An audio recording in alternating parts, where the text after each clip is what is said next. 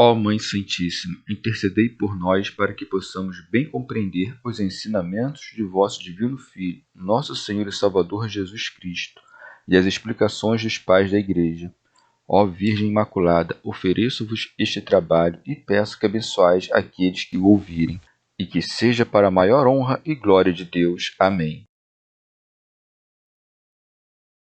Senhor onipotente, purificai o meu coração e os meus lábios.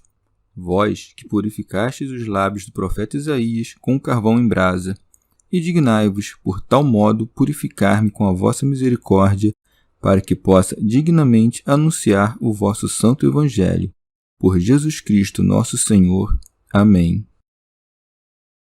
Senhor, abençoai-me. Que o Senhor resida no meu coração e nos meus lábios, para que anuncie digna e convenientemente o seu Evangelho. Amém. Evangelho de Nosso Senhor Jesus Cristo, segundo São Mateus. A nova justiça é superior à antiga. Disse Jesus aos seus discípulos: com efeito, eu vos asseguro que se a vossa justiça não ultrapassar a dos escribas e a dos fariseus, não entrareis no reino dos céus. Ouvistes que foi dito aos antigos: não matarás. Aquele que matar terá de responder no tribunal. Eu, porém, vos digo, todo aquele que se encolerizar contra seu irmão terá de responder no tribunal. Aquele que chamar ao seu irmão raca estará sujeito ao julgamento do sinédrio. Aquele que lhe chamar louco terá de responder na geena de fogo. Portanto, se estiverdes para trazer a tua oferta ao altar e ali te lembrares de que o teu irmão tem alguma coisa contra ti, deixa a tua oferta ali diante do altar e vai primeiro reconciliar-te com teu irmão, e depois virás apresentar tua oferta. Assume logo uma atitude conciliadora com o teu adversário, enquanto estás com ele no caminho, para não acontecer que o adversário te entregue ao juiz e o juiz ao ministro, e assim sejas lançado na prisão. Em verdade te digo, dali não sairás enquanto não pagares o último quadrante. Comentários dos Pais da Igreja. Santo Hilário de Poitiers. Com um tão magnífico exórdio, ele começou a ultrapassar a obra da lei antiga e a anunciar aos seus apóstolos que não lhes será possível entrar no reino dos céus se não superarem os fariseus em justiça. É isso que manifesta quando diz: com efeito, eu vos asseguro que se a vossa justiça não ultrapassar a dos escribas e a dos fariseus, não entrareis no reino dos céus. São João Crisóstomo. Aqui chama de justiça a virtude universal, mas que se observe o poder superior da graça, já que pede de seus discípulos ainda essa instrução que sejam melhores que aqueles que eram mestres no Velho Testamento. Não chamou de iníquos os escribas e fariseus porque negou que tivessem justiça. Considera também que com essas coisas confirma o Antigo Testamento diante dos seus apóstolos, comparando-o com o Novo, pois o maior e o menor são do mesmo gênero. A justiça dos escribas e dos fariseus são os mandatos de Moisés. Os acréscimos destes mandamentos são os mandamentos de Cristo. É isto, pois, o que diz: se alguém, além dos preceitos da lei, não cumprir estes preceitos meus, que entre eles eram considerados pequenos, não entrará no reino dos céus.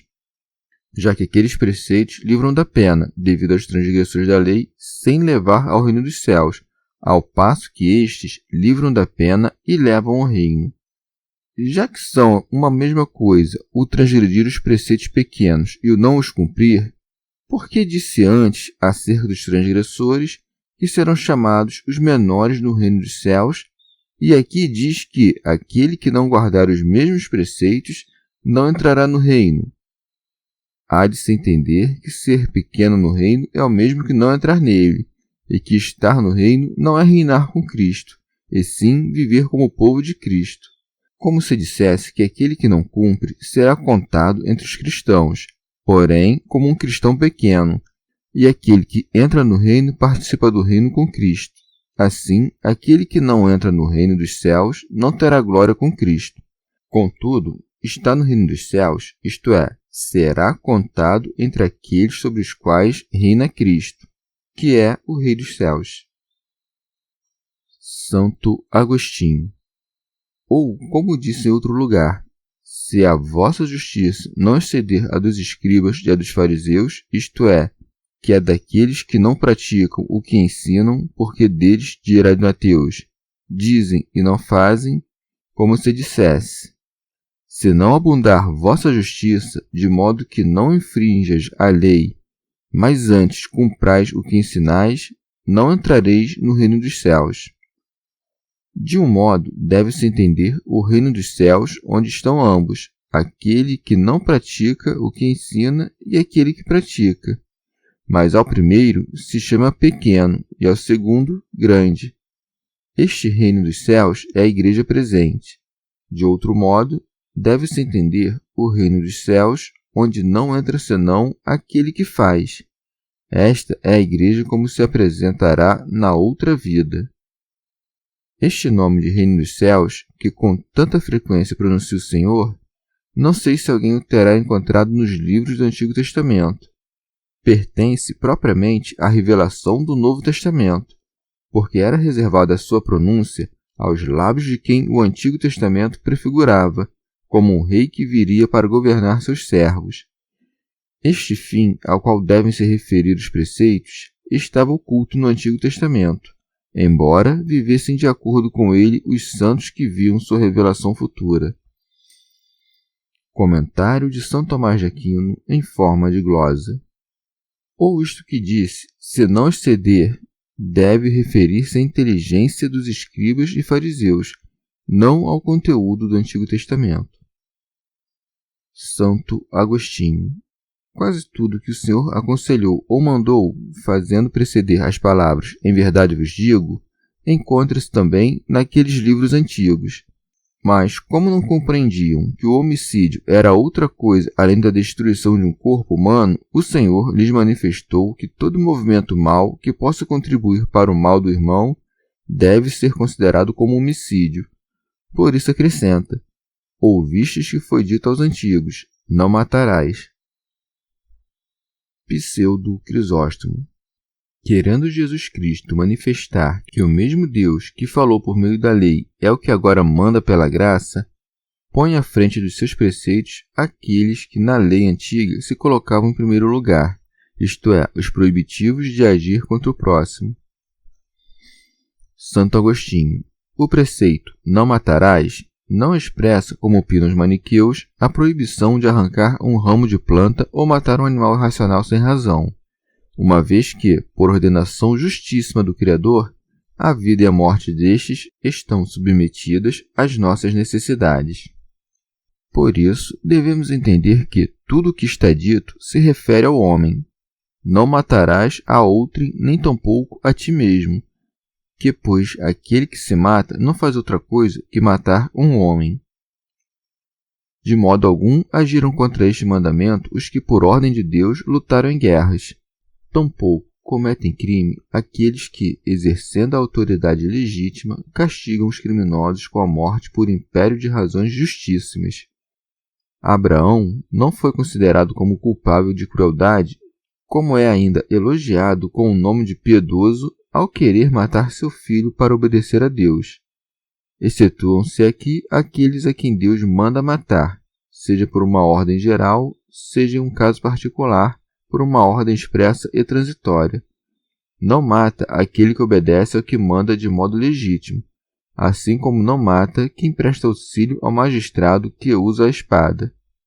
Tampouco deve ser considerado homicida Sansão, que sucumbiu sob as ruínas com todos os seus inimigos, porque o mesmo Espírito que por meio dele fazia milagres tinha sido quem lhe havia dado a ordem, ainda que de maneira oculta.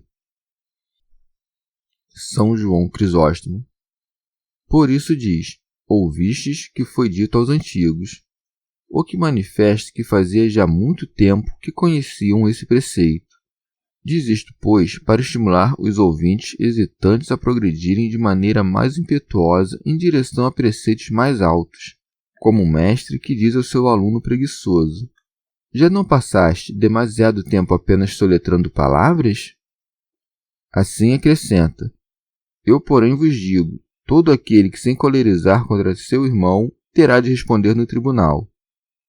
E nisso devemos ver o poder do legislador. Ninguém entre os antigos profetas havia falado assim, senão desta maneira: isto disse o Senhor. Porque eles, como servos, anunciavam as coisas que eram do Senhor, mas este, como filho, anuncia as coisas que são do seu pai e as suas ao mesmo tempo. Aqueles pregavam aos seus companheiros de servidão. Este ditava leis aos seus servos. Santo Agostinho. São duas as opiniões dos filósofos sobre as paixões da alma. Os estoicos acreditam que as paixões são impróprias para o homem sábio, mas os peripatéticos creem que só homens sábios podem ter paixões, desde que moderadas e submetidas à razão, de modo que, quando for exercida a misericórdia, se conserve a justiça. Na doutrina cristã, não se indaga principalmente se uma alma piedosa pode encolerizar-se ou entristecer-se, mas sim a origem dessas impressões. Pseudo Crisóstomo. Aquele que encolerizar-se sem motivo será culpável. Aquele que encolerizar-se com motivo, não. Pois, se não existisse a ira, nada valeria a doutrina, os tribunais não estariam constituídos, nem os crimes se castigariam. Assim, peca aquele que não se ira quando há causa para tanto. A paciência imprudente fomenta os vícios, aumenta a negligência e convida a fazer o mal, não só aos maus, como também aos bons. São Jerônimo. Em alguns códices se acrescenta sem causa. No entanto, quanto à verdade, não há dúvida, e a cólera é totalmente proibida. Como nos é ordenado orar por aqueles que nos perseguem, fica suprimida toda ocasião de enfurecer-se. Deve-se, pois, suprimir este acréscimo, sem causa, porque a ira do homem não opera a justiça de Deus. Pseudo Crisóstomo. Contudo, a ira com causa não é ira, e sim juízo, pois a cólera propriamente dita é a alteração de uma paixão.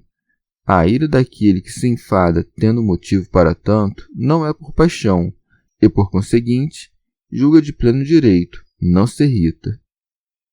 Santo Agostinho. Também devemos atentar ao que significa enfurecer-se com o irmão, pois não se enfurece com o irmão aquele que se enfurece com o pecado de seu irmão. Já aquele que se enfurece com o seu irmão e não com o pecado dele, enfurece-se sem causa. Ninguém que chegue a uma conclusão definitiva poderá dizer que se enfurece aquele que se incomoda com o seu irmão no intuito de corrigi-lo. Esses movimentos de alma que provêm do amor pelo bem e da santa caridade não podem chamar-se vícios, posto que seguem a reta razão. Pseudo Crisóstomo. Creio que Cristo não fala aqui da ira carnal, mas da ira espiritual. A carne não pode obedecer sem conturbar-se.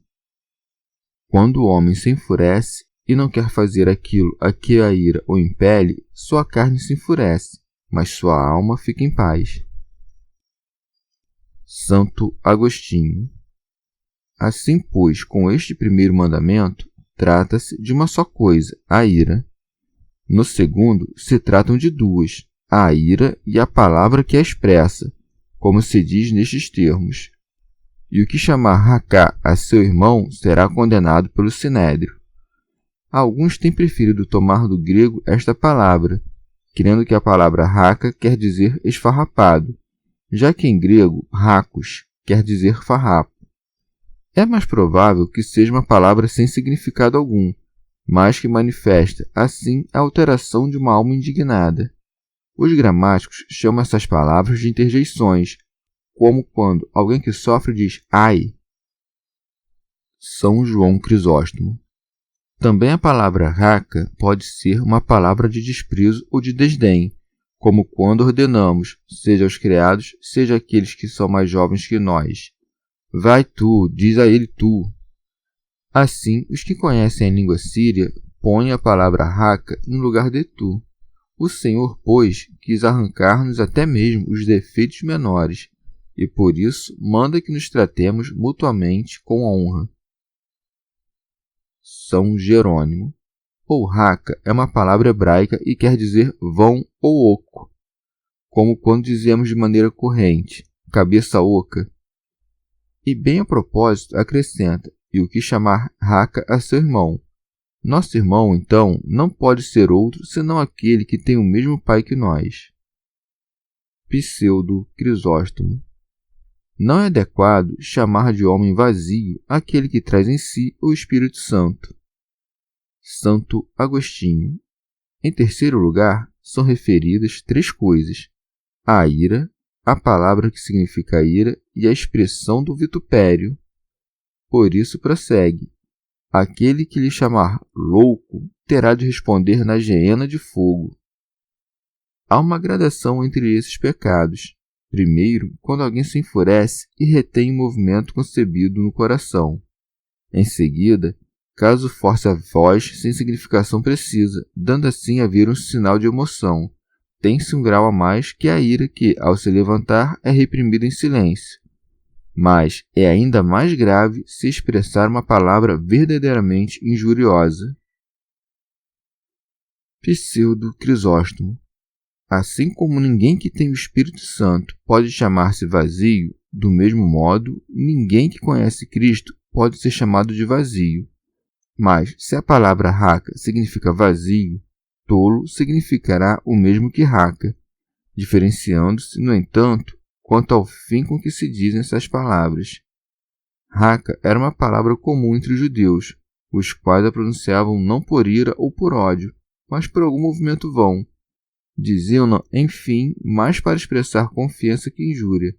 Mas talvez se diga, ora, mas se não foi dito em razão de raiva, por que é pecado?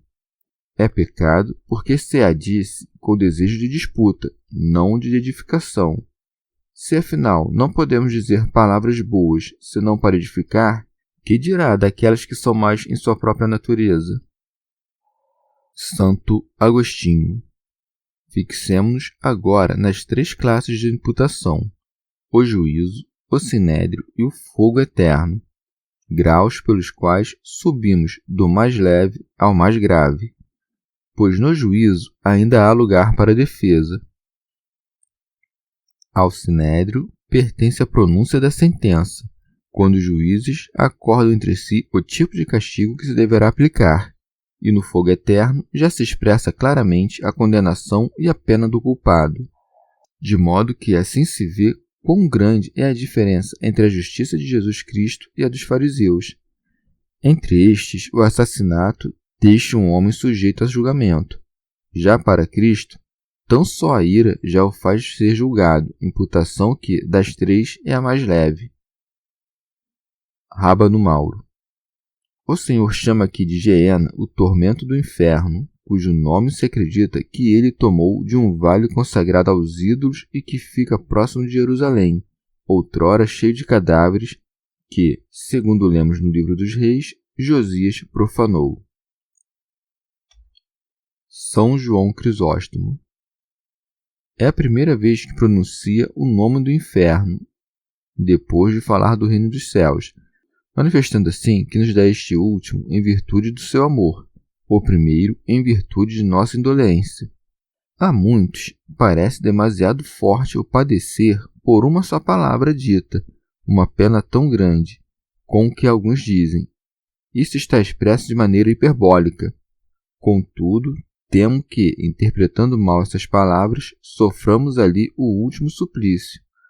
Não creias que isso é algo duro, porque a maior parte dos castigos e dos pecados procede das palavras. E, com efeito, palavras insignificantes induzem muitas vezes ao homicídio e têm destruído cidades inteiras.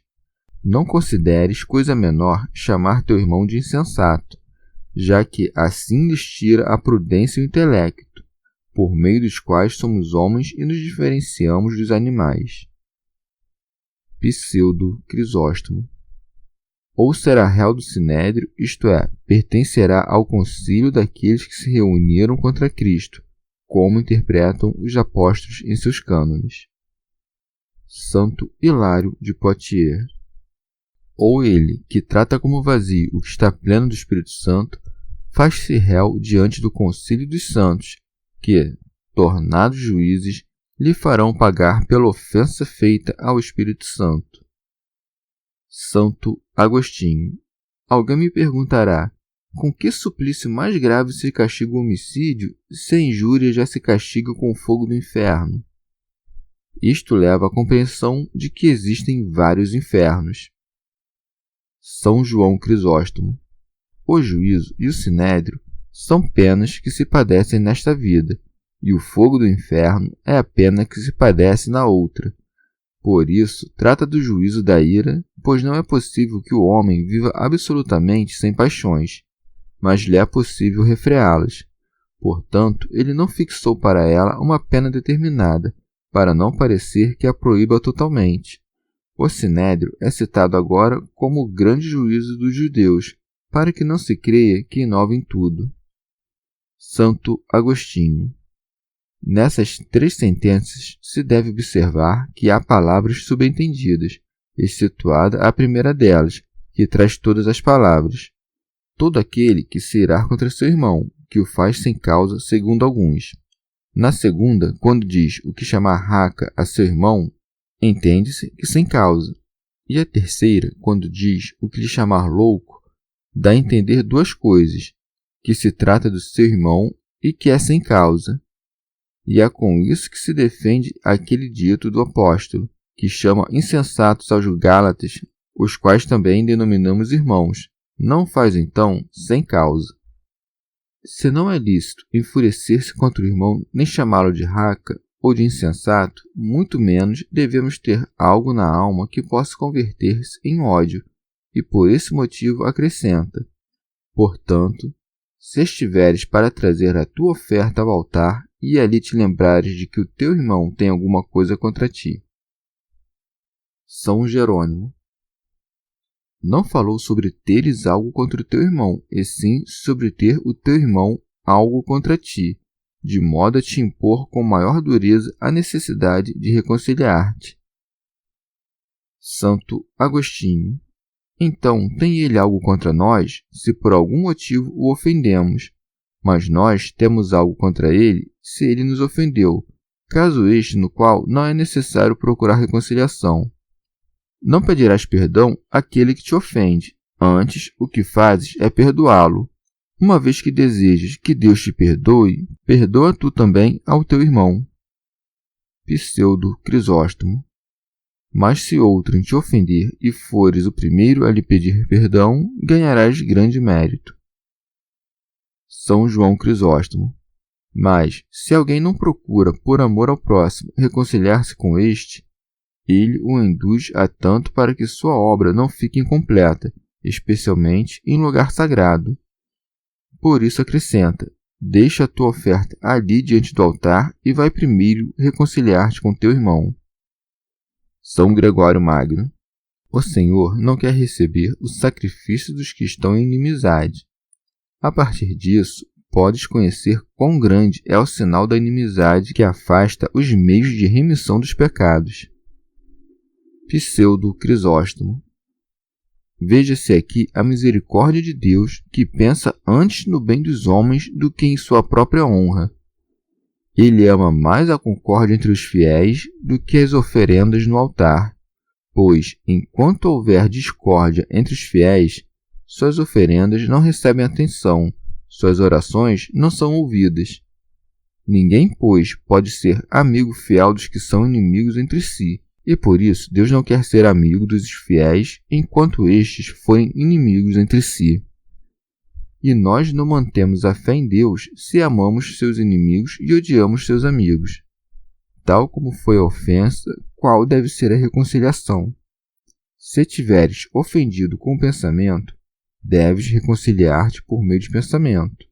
Se tiveres ofendido com palavras deves reconciliar-te.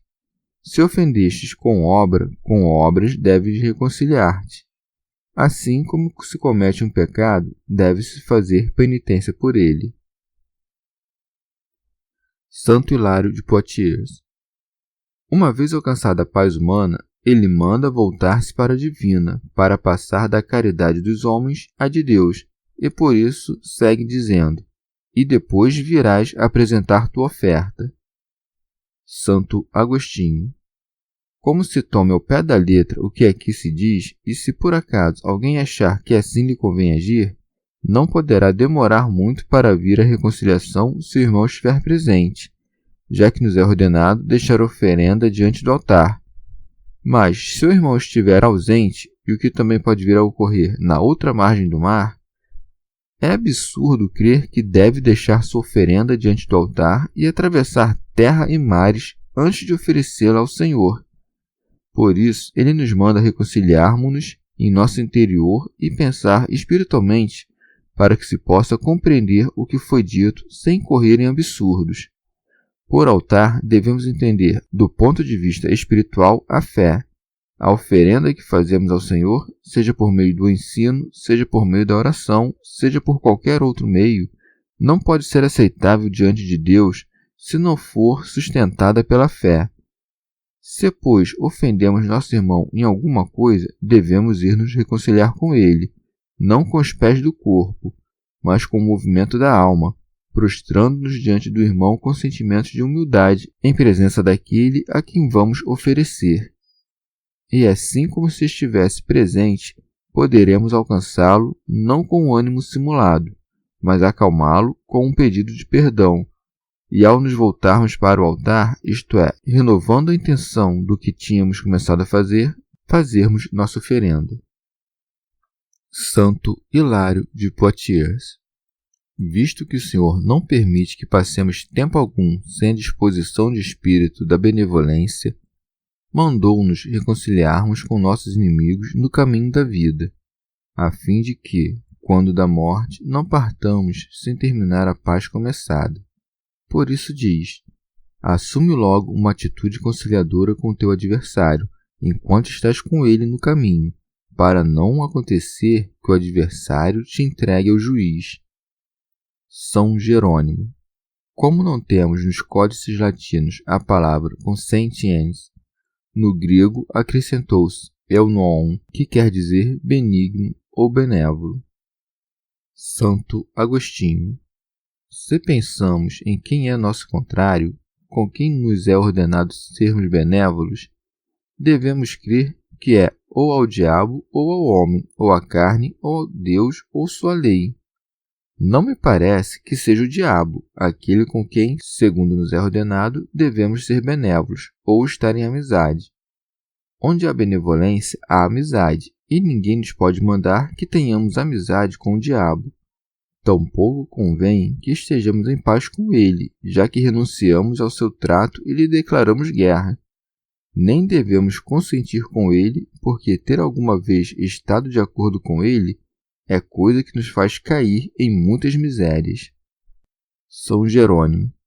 Alguns dizem que o Salvador nos manda sermos benévolos com o demônio para que não o façamos sofrer por culpa nossa, porque há quem diz que ele deve se atormentar por nós quando consentimos em suas tentações. Outros dizem, estes com mais precaução, que no batismo nós fazemos uma espécie de pacto com o demônio, renunciando a ele. E se respeitamos esse pacto, fazemos-nos benévolos e conformes com o nosso inimigo, e assim não seremos encerrados no cárcere. Santo Agostinho. Não vejo como interpretar isto dizendo que somos entregues pelo homem ao juiz, uma vez que compreendo que Cristo é o juiz ante cujo tribunal todos teremos de nos apresentar. Como haverá de ser entregue a um juiz aquele que, como nós, haverá de comparecer também diante do juiz? Mais ainda, se alguém prejudica outro homem matando-o, não terá tempo de reconciliar-se com ele durante o caminho, isto é, nesta vida, mas, no entanto, poderá ser curado pela penitência. Muito menos compreendo como se poderia nos ser ordenado estarmos concordes com a carne com a qual consentem antes os pecadores. aqueles que submetem a carne à servidão não estão de acordo com ela, antes a obrigam que se submeta. São Jerônimo. Como se pode enviar a carne ao cárcere se ela não está de acordo com a alma, uma vez que a alma e o corpo haverão de ser aprisionados juntos, já que o corpo não pode fazer nada se a alma não o obriga? Santo Agostinho. Talvez o que nos é ordenado aqui é que estejamos unidos a Deus, de quem nos separamos pecando, e que desde então se mostra nosso adversário ao resistir a nós, sendo estas palavras: Deus resiste aos soberbos. Todo aquele, pois, que não se reconciliar com Deus nesta vida, por meio da morte do seu filho, será entregue por ele ao juiz, isto é, ao filho, a quem o Pai deu todo o juízo. Mas como se pode com verdade dizer que o homem se encontra no caminho com Deus, senão porque Deus está em toda parte? E com isso não se quer dizer que Deus, presente em toda parte, esteja com os ímpios, assim como não dizemos que os cegos estão com a luz que os banha. Só resta aqui que compreendamos o preceito de Deus como nosso adversário, porque opõe-se aos que querem pecar, e ele nos é dado nesta vida para que esteja conosco ao longo de nosso caminho. Uma vez conhecida a lei, devemos prontamente assentir a ela, lendo, ouvindo e assentindo à sua autoridade suprema, não a desacatando por ser oposta aos nossos pecados, e sim amando-a porque nos corrige. E quando for obscura, oraremos para que a possamos compreender. São Jerônimo. Mas, pelas palavras precedentes, parece que Deus nos exorta à concórdia com o próximo, posto que disse mais acima: vai reconciliar-te com teu irmão. Pseudo Crisóstomo. Exorta-nos o Senhor a reconciliarmos-nos com nossos irmãos nesta vida, sabendo quão perigoso é que um inimigo morra sem reconciliar-se. Se, sendo inimigos, os leva à morte à frente do juiz, teu inimigo te entregará a Cristo, provando que tu és réu em seu juízo. Entregar-te-á ao juiz, mesmo que antes tenha te proposto a paz, pois aquele que antes propõe a paz ao inimigo torna-o réu diante de Deus. Santo Hilário de Poitiers. Ou vosso adversário vos entregará ao juiz, porque vossa ira de ressentimento, que permanece sobre ele, revela vossa culpabilidade. Santo Agostinho. Entendo que esse juiz é Cristo, porque o Pai deu ao Filho todo o poder de julgar. O ministro entendo ser o anjo, e os anjos o serviram. E com efeito, cremos que virá julgar com os seus anjos, de modo que acrescenta, e o juiz ao ministro. Pseudo Crisóstomo. Ou ao ministro, isto é, o anjo cruel dos castigos, o qual os enviará ao cárcere da geena, e assim é que se lê, e assim sejas lançado na prisão. Santo Agostinho. Entendo por cárcere os castigos das trevas, e para que ninguém subestime esse cárcere, acrescenta: em verdade te digo, dali não sairás enquanto não pagares o último quadrante. São Jerônimo. Quadrante é um tipo de moeda que equivale a 2 minutas, o que é o mesmo que dizer: não sairás do cárcere até que tenhas expiado mesmo os menores pecados. Santo Agostinho. Esta expressão ocorre aqui para mostrar que nada fica sem castigo, da mesma forma que dizemos que uma coisa que, depois de se ter dela muito exigido, deu de si até o último. Ou então, se quer significar, com o nome de último quadrante, os pecados terrenos, já que a terra é o quarto e o último dos elementos. A palavra pagar significa a pena eterna, e o modo de dizer com até que se deve tomar no mesmo sentido que esta outra frase: senta-te à minha direita até que ponha os teus inimigos por escabelo de teus pés. É claro que não deixará de reinar quando os inimigos estiverem postos sob seus pés, e assim se deve entender aqui: não sairás de lá antes de ter pago o último quadrante, como se dissesse que nunca sairá de lá, porque pagará sempre o último quadrante enquanto durarem as penas eternas dos pecados da vida. Pseudo Crisóstomo. Ou se fazes as pazes nesta vida, podes receber a remissão mesmo das faltas mais graves. Mas, uma vez condenado e metido no cárcere, não só te terão exigido suplícios pelos pecados graves, como também por uma mera palavra inútil, o que se pode compreender por quadrante. Santo Hilário de Poitiers. Como a caridade cobre uma multidão de pecados, pagaremos até o último quadrante, a não ser que, pelo valor da mesma caridade, seja remida a culpa de nossos delitos. Pseudo Crisóstomo. Também se pode chamar de cárceres as angústias deste mundo, nas quais, várias vezes, os pecadores são lançados a Deus. São João Crisóstomo. Ou se trata aqui dos juízes deste mundo, do caminho que conduz a este juízo e deste cárcere.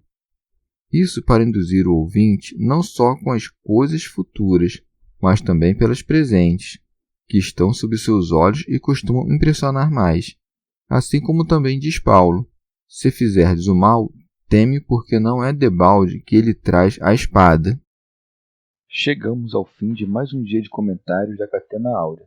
Muito obrigado por ficarem até aqui, que Nossa Senhora derrame suas graças sobre nós e até amanhã.